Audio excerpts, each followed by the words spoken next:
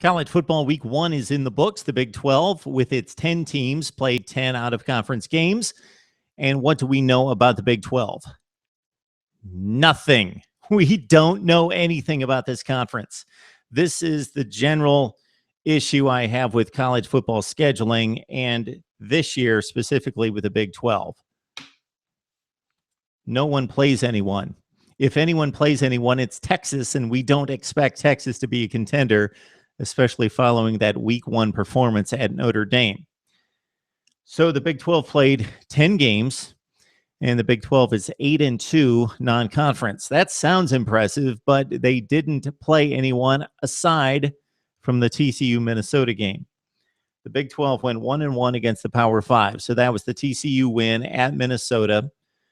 Do we give TCU credit for that win in Minnesota? Well, we're going to see down the road how good the Golden Gophers are. They got a win on the road against a quality Power 5 team. They only won by 6 points. So that's a game that TCU is the second-ranked team in the country playing for a conference championship and a berth in the college football playoff, expected should win, and maybe a little bit more easily than they did. Now, they did have control of the game most of the way, but still, it was a bit tight at the end with Minnesota making taking a shot at the victory again at 23-17. The other game was Notre Dame and Texas. Now, if Texas would have gone to South Bend and competed, even lost by 10 points, they almost lost by 10 touchdowns, lost by 10 points or 2 touchdowns, then I would have considered that break even, neutral. Texas, 5th or 6th best team in the Big 12, losing to a top 10 team by a couple touchdowns on the road. Okay, that's respectable. Texas didn't show up. They couldn't score. They were completely annihilated, blown out of the stadium, 38-3. So the Big 12 should take a hit for that performance, 38-3 by Texas.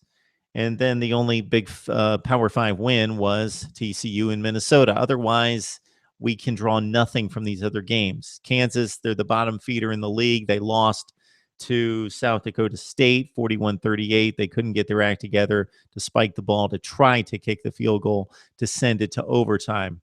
I'm not too concerned about that. Kansas is going to go 2-10 optimum. At the very best, Kansas will go 2-10. So let's not concern ourselves with that game. Nobody else is playing anyone. Kansas State doesn't play anyone. Baylor doesn't play anyone. Oklahoma is the flag bearer for the league outside of conference.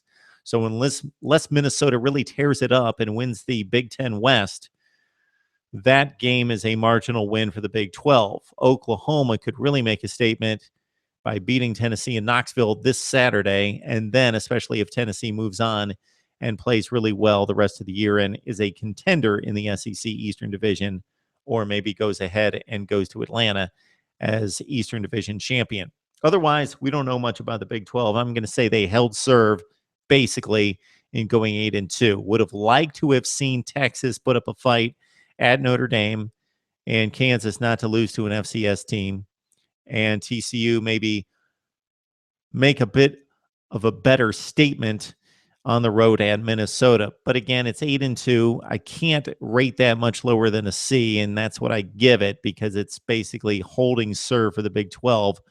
We'll know a little bit more about the conference and specifically Oklahoma and taking on Tennessee this week, but we will not know anything about Baylor or Kansas State and how they rate, and Oklahoma State.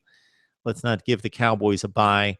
They do not play anyone outside of the league as well. So it's a C for the Big 12 in week 1 in 10 games, going 8-2, 1-1 against the Power 5. Let's talk some Big 12 football right here on Mark Rogers TV.